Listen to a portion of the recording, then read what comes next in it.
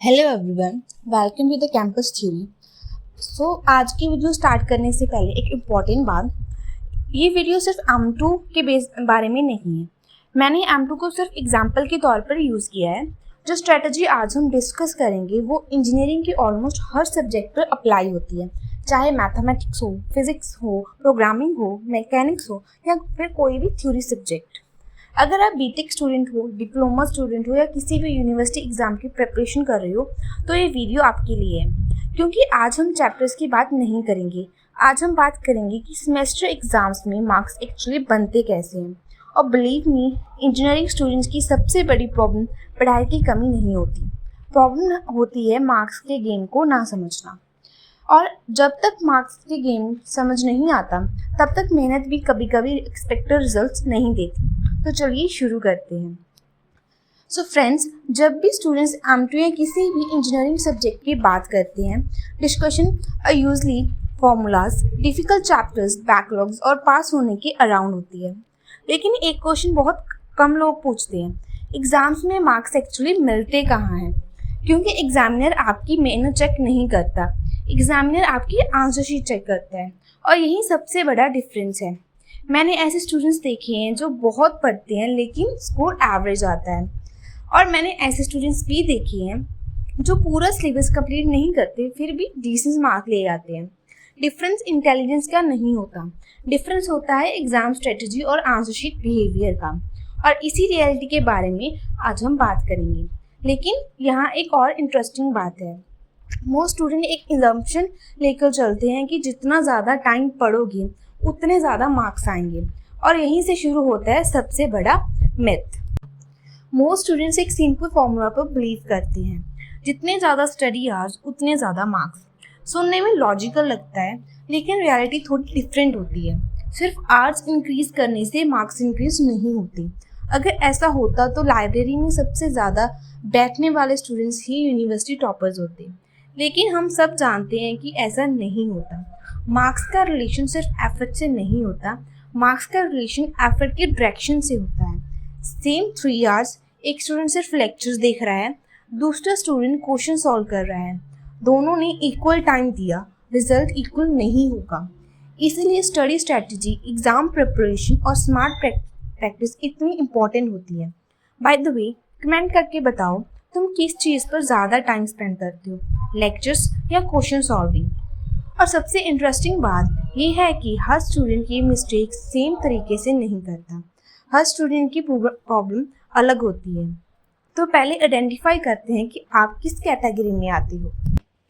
अब मैं चाहती हूँ कि आप ऑनेस्टली खुद को आइडेंटिफाई करो, आप किस कैटेगरी में आते हो।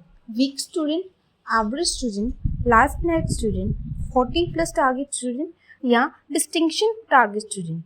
इंटरेस्टिंग बात यह है कि हर कैटेगरी के स्टूडेंट्स मार्क्स लूज करते हैं, लेकिन रीजन अलग होते हैं। वीक स्टूडेंट अनफैमिलियर क्वेश्चन से डरता है, एवरेज स्टूडेंट ओवर कॉन्फिडेंस का शिकार होता है, लास्ट मिनट स्टूडेंट फॉर्मूलाज पर डिपेंड करता है, और डिस्टिंक्शन स्टूडेंट इवैल्यूएशन प्रोसेस समझता है। वीडियो देखते वक्त बस एक काम करना, खुद से ऑनेस्टली पूछना, मैं किस कैटेगरी में हूँ। क्योंकि सॉल्यूशन तभी काम करता है जब प्रॉब्लम आइडेंटिफाई हो। कमेंट सेक्शन में भी बता सकते हो। और सबसे पहले बात करते हैं उन स्टूडेंट की जो प्रेपरेशन से ज़्यादा लक पर भरोसा करते हैं। वीक स्टूडेंट्स की प्रेपरेशन का पैटर्न ऑलमोस्ट सेम होता है। इंपॉर्टेंट क्वेश्चंस ढूंढो, सॉल्यूशंस याद करो और होप करो कि एग्जाम में वही आ जाए। प्रॉब्लम क्या है, यूनिवर्सिटी एग्जामिनर भी जानता है कि स्टूडेंट इंपॉर्टेंट क्वेश्चन जानते हैं, पढ़ते हैं, इसलिए वर्डिंग चेंज कर दी जाती है, डाटा और कंडीशंस भी चेंज कर दी जाती हैं, और वही स्टूडेंट जो कल तक कॉन्फिडेंट था सडनली ब्लैंक हो जाता है, क्योंकि उसने मैथड नहीं सीखा था, उसने आंसर याद किया था। और इंजीनियरिंग एग्जाम्स आंसर टेस्ट नहीं करते, अप्रोच टेस्ट करते हैं। यही रीज़न है कि बहुत सारे स्टूडेंट्स बोलते हैं, सर पढ़ा था फिर भी पेपर ख़राब हो गया। लेकिन वीक स्टूडेंट से भी ज़्यादा डेंजरस एक और कैटेगरी होती है, और उस कैटेगरी में मैक्सिमम स्टूडेंट्स आते हैं। ये स्लाइड बहुत डेंजरस है क्योंकि मैक्सिमम स्टूडेंट इसी कैटेगरी में आते हैं। आप लेक्चर देखते हो, सब समझ आ जाता है, नोट्स पढ़ते हो, सब फैमिलियर लगता है, सॉल्व एग्जाम्पल देखते हो, लगता है ये तो ईजी है, फिर एग्ज़ाम या प्रैक्टिस शीट खोलो और अचानक समझ नहीं आता फर्स्ट स्टेप क्या था। ये इंटेलिजेंस प्रॉब्लम नहीं है, इसका नाम है रिकॉग्नाइजेशन ट्रैप। आप सॉल्यूशन को देखकर आइडेंटिफाई कर सकते हो, लेकिन बिना देखे रिप्रोड्यूस नहीं कर सकती। और एग्ज़ाम हॉल में रिकॉग्नाइजेशन नहीं मिलता, सिर्फ रिकॉल काम आता है। इसलिए याद रखो, रिकॉग्नाइजेशन इज़ नॉट रिकॉल, और ये डिफरेंट ही एवरेज स्टूडेंट्स को एवरेज बनाए रखता है।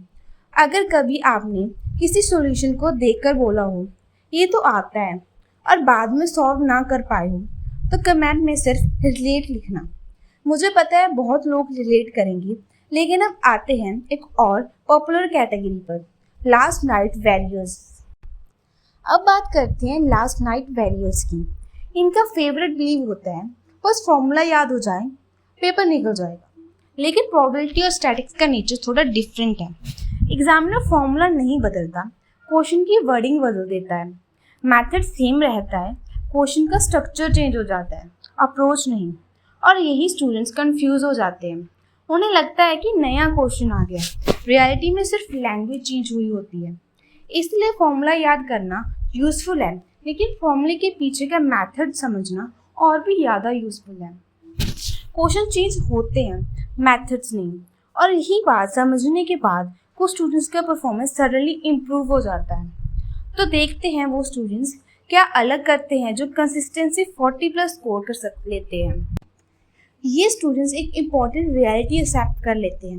Not every topic is equal and और not every marks is equally difficult. कुछ टॉपिक्स में बहुत एफर्ट लगता है और मार्क्स कम मिलते हैं। कुछ टॉपिक्स कंपैरेटिवली प्रेडिक्टेबल होते हैं। ये स्टूडेंट्स चैप्टर्स चेंज नहीं करते, ये मार्क्स चेंज करते हैं। एग्ज़ाम को इमोशनल नहीं देखते, स्ट्रैटेजिक देखते हैं। और इसी वजह से इनका प्रेपरेशन पैटर्न एवरेज स्टूडेंट से कम्प्लीटली डिफरेंट होता है।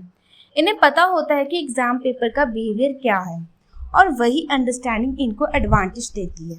ये वही स्टूडेंट्स होते हैं जो एग्ज़ाम में बात बोलते हैं पेपर टफ था लेकिन मैनेजेबल था। अब सवाल ये है कि डिस्टिंक्शन स्टूडेंट्स इनसे भी एक स्टेप आगे कैसे निकल जाते हैं। बहुत लोग सोचते हैं डिस्टिंक्शन स्टूडेंट नेचुरली इंटेलिजेंट होते हैं। कभी कभी होते हैं, लेकिन हमेशा नहीं।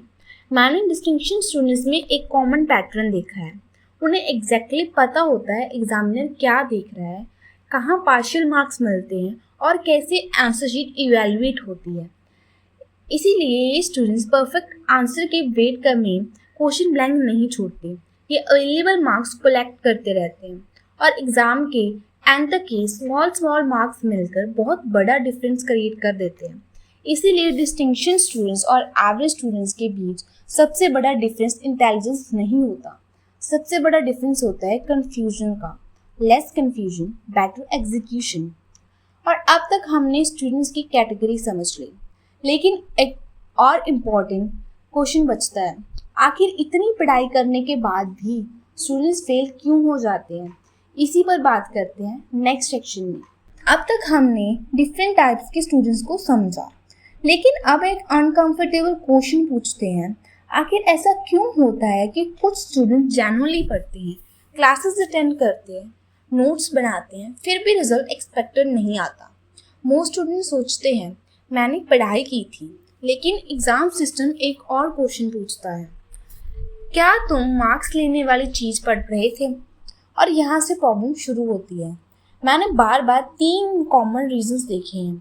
कंसेप्ट समझना लेकिन प्रेजेंटेशन इग्नोर करना, सॉल्यूशंस देखना लेकिन खुद सॉल्व ना करना, और स्कोरिंग एरियाज को अवॉइड करना। और इन तीनों में से सबसे ज़्यादा डेंजरस कौन सा है, वो है false confidence. False confidence engineering students का हिडन एनिमी है। और प्रॉब्लम ये है कि ये कॉन्फिडेंस रियल लगता है। आप लेक्चर देखते हो, लगता है समझ आ गया। नोट्स पढ़ते हो, लगता है याद हो गया। सॉल्व एग्जाम्पल देखते हो, लगता है पेपर निकल गया। लेकिन एग्ज़ाम हॉल एक ही क्वेश्चन पूछता है, बिना देखे सॉल्व कर सकते हो। और यही रियलिटी सामने आ जाती है। Watching is not solving, understanding is not performance, और परफॉर्मेंस ही मार्क्स देता है। कमेंट में ऑनेस्टली बताओ, कितनी बार ऐसा हुआ है कि क्वेश्चन देखकर लगा ये तो आता है, और फिर सॉल्व नहीं हुआ। इसी फॉल्स कॉन्फिडेंस की वजह से स्टूडेंट्स कुछ पॉपुलर मिथ पर भी बिलीव करते हैं। इंजीनियरिंग स्टूडेंट्स का फेवरेट टारगेट पूरा सिलेबस कंप्लीट करना है। सुनने में इम्प्रेसिव लगता है, लेकिन प्रैक्टिकल क्वेश्चन ये है, क्या एग्जामिनर आपको सिलेबस कंप्लीशन के मार्क्स देता है? नहीं, एग्जामिनर आंसर शीट के मार्क्स देता है। मैं ये नहीं कह रही कि सिलेबस कंप्लीट मत करो, मैं सिर्फ इतना कह रही हूँ कि सिलेबस कंप्लीशन और स्कोरिंग एबिलिटी दोनों अलग चीज़ें हैं। कई स्टूडेंट्स 100% सिलेबस कंप्लीट करके भी स्ट्रगल करते हैं और कई स्टूडेंट्स स्ट्रेटेजिक प्रिपरेशन करके बेटर स्कोर ले आते हैं। इम्पॉर्टेंट ये नहीं है कि कितना पढ़ा, इम्पॉर्टेंट ये है कि एग्ज़ाम के लिए कितना यूज़फुल पढ़ा। और ये सिर्फ एक मिथ नहीं है, दो और मिथ्स भी स्टूडेंट्स को कंफ्यूज करते हैं। मिथ नंबर 2, बस थ्योरी थॉरली पढ़ लो। मिथ नंबर 3, हर कंसेप्ट को बहुत डीपली समझना जरूरी है। रियलिटी थोड़ी डिफरेंट है। यूनिवर्सिटी एग्ज़ाम रिसर्च पेपर नहीं होते, उनका अपना पैटर्न होता है। एग्जामिनर देख रहा होता है method, approach, presentation, calculation, final answer. इसलिए थ्योरी इम्पॉर्टेंट है, लेकिन थ्योरी के साथ एप्लीकेशन और आंसर राइटिंग भी इक्वली इम्पॉर्टेंट है। अगर आपको एग्ज़ाम पैटर्न समझ आ गया तो प्रेपरेशन भी स्मार्ट हो जाती है। और यहीं से एक इम्पॉर्टेंट क्वेश्चन आता है, मार्क्स एक्चुअली मिलते किस चीज़ के लिए हैं? मोस्ट स्टूडेंट्स सोचते हैं मार्क्स फाइनल आंसर से मिलते हैं। रियलिटी में मार्क्स प्रोसेस से मिलते हैं। एग्जामिनर यूजुअली 4 चीज़ें देखता है, formulas, substitution, calculation and final answer. अगर फाइनल आंसर गलत भी हो जाए लेकिन प्रोसेस सही हो तो भी मार्क्स मिल सकते हैं। लेकिन अगर प्रोसेस ही ना दिखाया तो एग्जामिनर के पास मार्क्स देने का बेस ही नहीं बचता। यही रीज़न है कि 2 स्टूडेंट्स सेम क्वेश्चन गलत करते हैं, एक को मार्क्स मिलता है, दूसरे को नहीं। डिफरेंस आंसर का नहीं, प्रेजेंटेशन का होता है। और इसी से जुड़ा हुआ है एग्जामिनर का पहला सीक्रेट। अगर एग्जामिनर की सीट पर बैठकर देखूं तो एक चीज़ बहुत क्विकली इम्प्रेस करती है, फॉर्मूला फर्स्ट। जब स्टूडेंट डायरेक्टली कैलकुलेशन पे जंप करता है, एवेल्यूएट को समझने में टाइम लगता है, लेकिन जब फॉर्मूला क्लियरली लिखा होता है एग्जामिनर को इंस्टेंटली पता चल जाता है कि स्टूडेंट की अप्रोच सही डायरेक्शन में है। और याद रखो, एग्जामिनर मार्क्स काटने नहीं बैठता, एग्जामिनर मार्क्स देने के रीजंस ढूंढता है। फॉर्मूलाज उन रीजंस में से एक हैं, सिंपल हैबिट, लेकिन बहुत पावरफुल हैबिट। और फॉर्मूला के बाद आती है दूसरी चीज़ जो आंसर शीट को स्ट्रॉन्ग बनाती है, प्रेजेंटेशन। प्रेजेंटेशन सिर्फ हैंडराइटिंग का काम नहीं है। प्रेजेंटेशन का मतलब है एग्जामिनर को आपका थॉट प्रोसेस क्लियरली दिखाना। कई स्टूडेंट्स पूरा सोल्यूशन इतना कंप्रेस कर देते हैं कि एग्जामिनर को समझने में ही एक्स्ट्रा एफर्ट लगता है। और एग्ज़ाम हॉल में इवैल्यूएटेड डिटेक्टिव नहीं होता, उसके पास हंड्रेड्स ऑफ कॉपीज़ होती हैं। इसीलिए विजिबल कैलकुलेशंस, प्रॉपर स्टेप्स और क्लीन स्टैटिस्टिकल टेबल्स बहुत इंपॉर्टेंट होते हैं, पर्टिकुलरली कोरिलेशन, रिग्रेशन और कर्व फिटिंग जैसे टॉपिक्स में। अगर आपका सोल्यूशन ऑर्गेनाइज्ड है तो मार्क्स देना एग्जामिनर के लिए ईजी हो जाता है। और एक और हैबिट है जो सरप्राइजिंगली बहुत सारे स्टूडेंट्स को मार्क्स लूज करवा देती है, कभी भी क्वेश्चन ब्लैंक मत छोड़ो। ये एडवाइस सिंपल लगती है, लेकिन इसका इम्पैक्ट बहुत बड़ा होता है। मान लो आपको पूरा सोल्यूशन नहीं आता, तो भी फॉर्मूला लिख सकते हो, नोन वैल्यूज आइडेंटिफाई कर सकते हो, इनिशियल स्टेप्स दिखा सकते हो, और कई बार यही से पार्शियल मार्क्स मिल जाते हैं। ब्लैंक आंसर एग्जामिनर को कुछ नहीं देता, हाफ सॉल्व्ड आंसर एग्जामिनर को मार्क्स देने का चांस देता है। याद रखो, आपका गोल परफेक्ट पेपर लिखना नहीं है, आपका गोल मैक्सिमम अवेलेबल मार्क्स कलेक्ट करना है। और यही सोच हमें नेक्स्ट कंपैरिजन तक ले जाती है, 25 मार्क्स और 40 मार्क्स स्टूडेंट्स में एक्चुअल डिफरेंस क्या होता है। बहुत लोग सोचते हैं कि डिफरेंस IQ का होता है, रियलिटी में डिफरेंस हैबिट्स का होता है। 25 मार्क्स स्टूडेंट सोल्यूशन पढ़ता है, 40 मार्क्स स्टूडेंट सोल्यूशन सॉल्व करता है। 25 मार्क्स स्टूडेंट्स आंसर याद करता है, 40 मार्क्स स्टूडेंट्स मेथड याद करता है।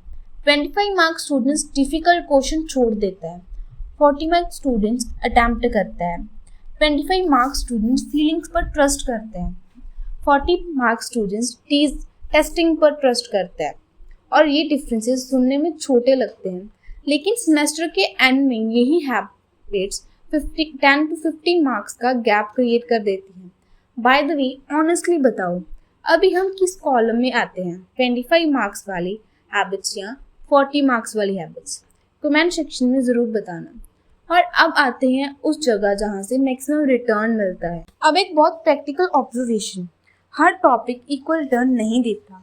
कुछ टॉपिक्स रिलेटिवली प्रेडिक्टेबल होते हैं, कुछ टॉपिक्स रिपीटेडली पैटर्न्स फ्लो करते हैं और कुछ टॉपिक्स में एग्जामिनर क्वेश्चन थोड़ा रोटेट करके पूछता रहता है। इसीलिए एक्सपीरियंस स्टूडेंट्स और स्मार्ट स्कोरर्स जनरली फोकस करते हैं correlation and regression, curve fitting, probability distribution, Bayes theorem, hypothesis testing. ध्यान रहे, मैं शॉर्टकट नहीं बता रही हूँ, मैं रिटर्न ऑन एफर्ट की बात कर रही हूँ। इंजीनियरिंग एग्जाम में सिर्फ मेहनत इम्पॉर्टेंट नहीं होती, मेहनत किस डायरेक्शन में जा रही है वो भी इम्पॉर्टेंट होता है। लेकिन यहाँ एक डेंजर भी है, बहुत सारे स्टूडेंट्स इसी स्टेज पर ओवर कॉन्फिडेंट हो जाते हैं। फॉल्स कॉन्फिडेंस बहुत कंफर्टेबल फील होती है, रियल कॉन्फिडेंस थोड़ी अनकंफर्टेबल होता है। फॉल्स कॉन्फिडेंस बोलती है मैंने लेक्चर देख लिया, नोट्स पढ़ लिए, फॉर्मूला हाईलाइट कर लिया। लेकिन रियल कॉन्फिडेंस बोलता है क्वेश्चन दो, मैं सॉल्व करके देखना चाहता हूँ। फॉल्स कॉन्फिडेंस प्रिपरेशन रूम में अच्छी लगती है, रियल कॉन्फिडेंस एग्ज़ाम हॉल में काम आती है। और अगर आपको जेन्युइनली चेक करना है कि आप प्रिपेयर्ड हो या नहीं, तो एक सिंपल टेस्ट है। क्वेश्चन देखते ही क्या आप आइडेंटिफाई कर सकते हो कि किस चैप्टर का है, कौन सा मेथड लगेगा और फर्स्ट स्टेप क्या होगा? अगर हाँ, तो कॉन्फिडेंस रियल है। और अगर पूरी वीडियो को एक लाइन में समराइज करना हो तो वो लाइन क्या होगी? अगर आप इस पूरी वीडियो से सिर्फ एक चीज़ लेकर जा रहे हो तो ये लेकर जाओ, इंजीनियरिंग एग्जाम में मार्क्स सिर्फ आंसर जान लेने से नहीं मिलते, मार्क्स आंसर दिखाने से मिलते हैं, मार्क्स प्रोसेस से मिलते हैं, मार्क्स मेथड से मिलते हैं, मार्क्स प्रेजेंटेशन से मिलते हैं। और इसीलिए दो स्टूडेंट्स सेम नॉलेज के साथ एग्ज़ाम हॉल में एंटर करते हैं, लेकिन रिजल्ट डिफरेंट आता है, क्योंकि एक स्टूडेंट नॉलेज को मार्क्स में कन्वर्ट करना जानता है और दूसरा नहीं। अगर आज की वीडियो से आपको एक भी नई इंसाइट मिली हो तो कमेंट में लिखो method is greater than memory. मैं देखना चाहती हूँ कि कितने स्टूडेंट्स ने वीडियो को कोर मैसेज से समझा। और याद रखो, ये स्ट्रैटेजी सिर्फ M2 के लिए नहीं है, ये ऑलमोस्ट हर इंजीनियरिंग सब्जेक्ट, यूनिवर्सिटी एग्जाम और सेमेस्टर एग्जाम पर अप्लाई होती है।